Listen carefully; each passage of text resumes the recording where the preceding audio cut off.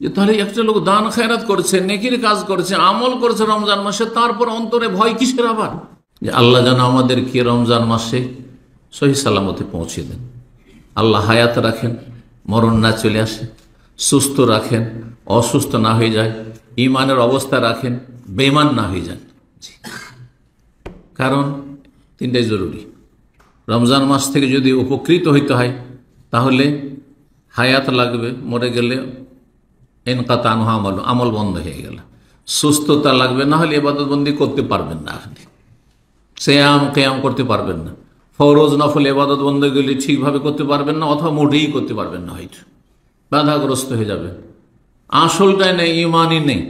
বহু মুসলিম আছে, অধিকাংশ মুসলিম রমজান আসবে, রমজান আসা না আসা তাদের জন্য সমান। শয়তানের গোলামি সারা বছর করতে থেকেছে, রমজান মাসে গোলামি করতে করতে জাহান্নামে চলে গেল। ওয়ালাম ইগফার লাহু, গুনাহ মাফ হইল না, আর জাহান্নাম থেকে মুক্তি লাভ করতে পারল না। এমন যেন হতভাগা না হয়, এই জন্য অন্তর থেকে দোয়া করতে হবে। সামান্য সুস্থতার জন্য, সামান্য রুজির জন্য, সামান্য দুনিয়ার স্বার্থে দোয়া করছেন। আপনি এই মহা সাফল্যের জন্য কতটা দোয়া করছেন, এটা হচ্ছে প্রথম করণীয়। আল্লাহর কাছে দোয়া করেন। বহু মানুষ আছে গত 11 মাসে দুনিয়া থেকে চলে গেছে, আপনাদের পরিচিত, চলে গেছে দুনিয়াতে। অনেকে গত রমজানে সুস্থ ছিল, অসুস্থ হয়ে গেছে। গত রমজানে বেশ ভালোই ছিল, একটু ধার্মিক ছিল, এখন বেদিন হয়ে গেছে। হতে পারে, বিচিত্র কিছু নয়। ওঠানামা হচ্ছে পৃথিবীতে। আবার এই যে সময়গুলি আছে, এই কয়েকদিনে অনেকে চলে যাবে, অনেকে রমজান মাসে চলে যাবে, রমজান পুরো রোজা রাখতে পারবেন না বা ইবাদতবন্দি করার সুযোগ পাবেন না, অসুস্থ হয়ে পড়বে। সুতরাং আল্লাহ রাব্বুল এই সমস্ত বাধা থেকে মুক্ত করে সহি সালামত রমজানে পৌঁছিয়ে দেন, এবং রমজানে সিয়াম কিয়াম যাবতীয় ফরজ নফল ইবাদত বন্দেগীর বেশি বেশি সুন্দর করে তৌফিক দান করেন। এই মর্মে সালাফে সালেহিনের আমল রয়েছে। তা হচ্ছে রমজান মাস যাতে করে পেয়ে যায়, এই জন্য সাহাবায়ে কেরাম, তাবেইন, তাবা তাবেইন, এরা হচ্ছে আমাদের সালাফ, আদর্শ পূর্বসূরি। তারা দোয়া করতেন আল্লাহর কাছে, 6 মাস ধরে দোয়া করতেন যে আল্লাহ রমজান মাসে আমাদেরকে ইমানের অবস্থায় সহি সালামতে পৌঁছিয়ে দেন।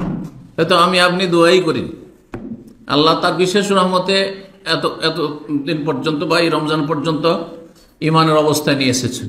অনেকে চাননি, অধিকাংশ লোকে চাননি, তারপর আল্লাহ দিয়েছেন। বলুন আলহামদুলিল্লাহ, শুকরিয়া আদায় করুন যে না চেয়েও আপনি পেয়েছেন। তাহলে চাইলে আরো বেশি আল্লাহ বরকত দেবেন। 6 মাস চাইতেন যে আল্লাহ রমজানে পৌঁছে দিয়ে, আর তারপর রমজানের পরে যে 6 মাস, গোটা 12 মাসের মধ্যে দোয়া করতেন যে আল্লাহ রমজানে যা করলাম ইবাদত বন্দেগী, আল্লাহ তুমি কবুল করো। রব্বানা তাকাব্বাল মিন্না ইন্নাকা আনতাস সামিউল আলিম। ইব্রাহিম আলাইহিস সালামের দোয়া। ইব্রাহিম আলাইহিস সালাম তো কাবা ঘর তৈরি করেছে। আমরা কিছুটা ইসলামের কাজ করলে ভিতরে অনেকের অহমিকা কাজ করে, আমি এমন কিছু করেছি যা অনেকে পারেনি বা কেউ পারেনি, সেখানে কিন্তু নষ্ট, বরবাদ। দোয়া করা উচিত আপনার, আল্লাহ যেন কবুল করেন। কবুল না হইলে কি লাভ হলো তাহলে? কারণ যার কাছে আপনি পাবেন পারিতোষিক, তিনি কবুল করলেন না, আপনার অন্তরের রোগের কারণে, ব্যাধির কারণে। সুতরাং অন্তরকে রোগ মুক্ত করে আল্লাহর কাছে ইখলাসের সাথে দোয়া করতে হবে। সালাফরা তাই করতেন। 6 মাস রমজান আসার জন্য দোয়া করতেন, আর রমজান পার হওয়ার পরে 6 মাস দোয়া করতেন যে আল্লাহ তুমি কবুল করো। ওয়াল্লাযীনা ইউতুনা মা আতা ওয়া কুলুবুহুম ওয়াজিলাতুন আন্নাহুম ইলা রাব্বিহিম রাজিউন। সূরা মুমিনুন একটি আয়াত রয়েছে, ওয়াল্লাযীনা ইউতুনা মা আতাও, যারা যা পারলো করলো মানে এই না যে ফরজে ইচ্ছা মতো করবেন, মানে যথা ফরজ তো করলো, কিন্তু সুন্নত নফল মেলা করলো, যতটা পারলো করলো, যতটা দান খেরাত করার করলো। ওয়া কুলুবুহুম ওয়াজিলা, তারপর তাদের অন্তর আল্লাহর ভয়ে ভীত, যেহেতু আন্নাহুম ইলা রাব্বিহিম রাজিউন, রবের কাছে তাদেরকে ফিরে আসতে হবে, হাজিরা দিতে হবে, আসামের কাঠগড়ে হাজির হইতে হবে। কত না ভুল হচ্ছে আর হয়েছে।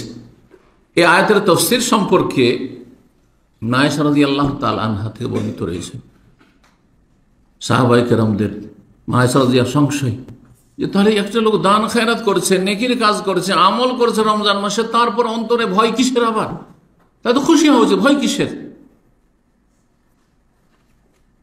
তো বললেন যে না, এরা হচ্ছে ওরা যারা নেক আমল করে, কিন্তু নেক আমল করলেই যে আপনি সফল হয়ে গেলেন তা না, কবুল হইল কিনা এটা দেখার বিষয়। সেই জন্য অন্তরটা ভয়ে ভীত যে আল্লাহ কবুল হইল কিনা, কবুল হইল কিনা। এইরকম ভীত অন্তর নিয়ে আল্লাহর কাছে ইবাদত বন্দেগী হাজির করতে হবে, পেশ করতে হবে। ইবাদতও করছেন আর ভয়ও আছে, এই নয় ইবাদত করে আপনি আত্মহংকারে ভুগছেন, এমনটা যেন না হয়।